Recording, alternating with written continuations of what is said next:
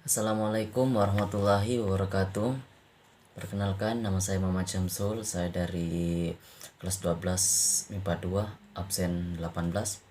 Di sini saya akan memvisualisasikan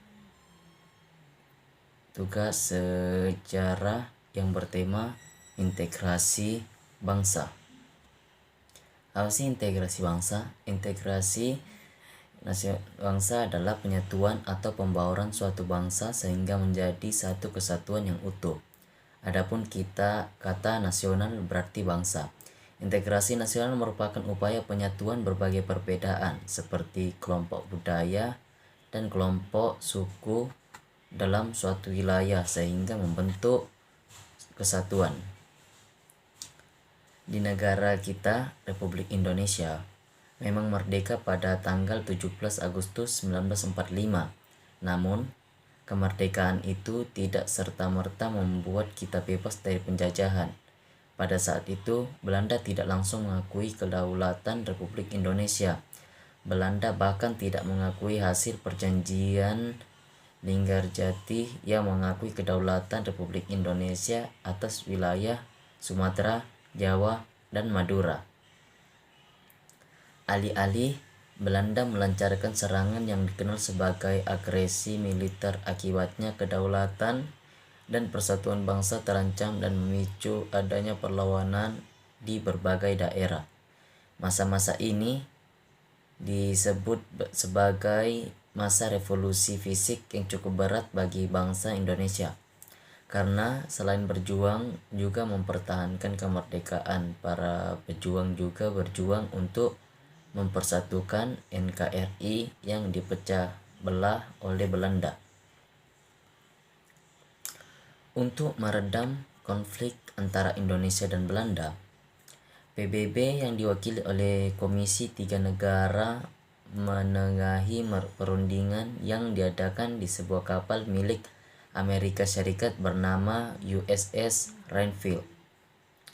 Perwakilan Indonesia diketahui oleh Perdana Menteri Amir Syarifuddin, sementara perwakilan Belanda diketuai oleh Gubernur Jenderal Van Mook. Perundingan tersebut dinilai menguntungkan bagi Belanda karena Belanda hanya mengakui kedaulatan Indonesia atas Jawa Tengah, Yogyakarta, dan Sumatera. Selain itu, perundingan Rainfield menghasilkan pembentukan Republik Indonesia Serikat dan Uni Indonesia Belanda yang dikepalai oleh Raja Belanda. Hasil perundingan ini mendapat kecaman dari rakyat Indonesia dan menyebabkan Amir Syarifuddin mundur dari jabatannya sebagai Perdana Menteri dan menjadi pihak oposisi yang menentang pemerintah. Amir Syarifuddin kemudian mendirikan Front Demokrasi Rakyat dan bergabung dengan Partai Komunis Indonesia atau disebut PKI. Puncak dari perlawanannya adalah pemberontakan PKI Madiun pada tahun 1945. Pemberontakan tersebut memicu pemberontakan-pemberontakan di wilayah Indonesia lainnya, seperti pemberontakan DI atau TEI di Jawa Barat, Aceh, Jawa Tengah, Kalimantan Selatan, dan Sulawesi Selatan. Pemberontakan APPRA di Bandung, pemberontakan Andi Aziz di Makassar, dan pemberontakan Republik Maluku Selatan atau disebut RMS. Pemberontakan ini dipicu oleh perbedaan ideologi dan keinginan untuk mendirikan negara sendiri. Para pemberontak ingin mengganti konsep negara menjadi negara Islam atau mengganti ideologi bangsa menjadi ideologi komunis. Selain itu, masih ada pihak yang ingin membentuk negara feodal atau kerajaan. Pemberontakan-pemberontakan dalam negeri ini tentunya mengancam kedaulatan dan persatuan bangsa yang saat itu baru merdeka. Untungnya, pemerintah Indonesia berhasil meredam pemberontakan-pemberontakan tersebut. Pemerintah Indonesia melakukan operasi militer dengan membentukkan pasukan khusus yang meredam pemberontakan tersebut. Sehingga semenjak tahun 1950 Indonesia kembali menjadi negara kesatuan Republik Indonesia. Kedaulatan dan persatuan bangsa pun dijaga dan integrasi bangsa. Integrasi bangsa adalah bersatunya suatu bangsa yang menepati wilayah tertentu dan sebuah negara yang berdaulat.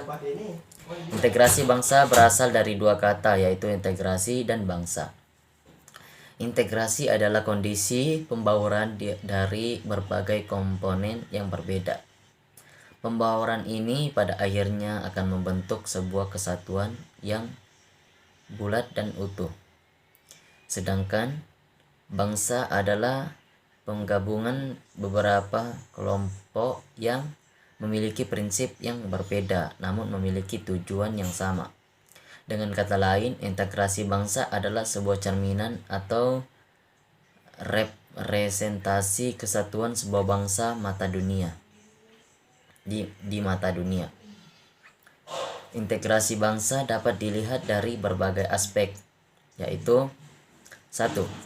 Aspek politik atau integrasi politik. Yang kedua, aspek ekonomi atau integrasi ekonomi, yaitu saling ketergantungan ekonomi antar daerah yang bekerja sama secara sinergis. Yang ketiga, aspek sosial budaya atau integrasi sosial budaya, yaitu hubungan antar suku, antar lapisan, dan antar golongan. Integrasi bangsa Indonesia dibentuk oleh berbagai faktor, diantaranya 1. Adanya rasa senasib dan seperjuangan yang diakibatkan oleh faktor sejarah. Yang kedua, adanya ideologi nasional yang tercerminkan dalam simbol negara, yaitu Garuda Pancasila dan semboyan Bhinneka Tunggal Ika. Yang ketiga, adanya tekad serta keinginan untuk bersatu di kalangan bangsa Indonesia seperti yang dinyatakan dalam Sumpah Pemuda. 4. Adanya ancaman dari luar yang menyebabkan munculnya semangat nasionalisme di kalangan bangsa Indonesia. Yang kelima, penggunaan bahasa Indonesia. Yang keenam, adanya semangat persatuan dan kesatuan dalam bangsa, bahasa, dan tanah air Indonesia. Yang ketujuh, adanya kepribadian dan pandangan hidup kebangsaan yang sama, yaitu Pancasila. Yang kedelapan, adanya jiwa dan semangat gotong royong, solidaritas, dan toleransi keagamaan yang kuat. 9. Adanya rasa senasib sepenanggungan akibat penderitaan penjajahan. Ke-10, adanya rasa cinta tanah air dan mencintai produk dalam negeri. Integrasi bangsa juga dapat terhambat dan terancam oleh faktor-faktor berikut. 1. Kurangnya penghargaan terhadap kemajemukan yang bersifat heterogen. Yang kedua, kurangnya toleransi antar golongan. Yang ketiga, kurangnya kesadaran dari masyarakat Indonesia terhadap ancaman dan gangguan dari luar. Yang keempat, adanya ketidakpuasan terhadap ketimpangan dan ketidakmerataan hasil-hasil pembangunan. Untuk menghindari ancaman tersebut dan menjaga integrasi bangsa, ada beberapa hal yang bisa dilakukan, diantaranya 1. Tidak berperilaku rasis. Yang kedua, memberikan kebebasan beragama kepada orang lain. Yang ketiga, bertindak adil kepada sesama. Yang keempat, bertindak sesuai peraturan yang berlaku baik di sekolah, masyarakat, berbangsa, dan bernegara. 5. Menumbuhkan sikap tegang rasa. Yang keenam, aktif ikut serta dalam kegiatan masyarakat. Yang ketujuh, bersikap penuh empati, tenggang rasa, dan toleransi terhadap antar sesama manusia. Apakah integrasi bangsa dapat berpengaruh bagi masa depanmu? Apa sih integrasi bangsa bagi dirimu di masa depan?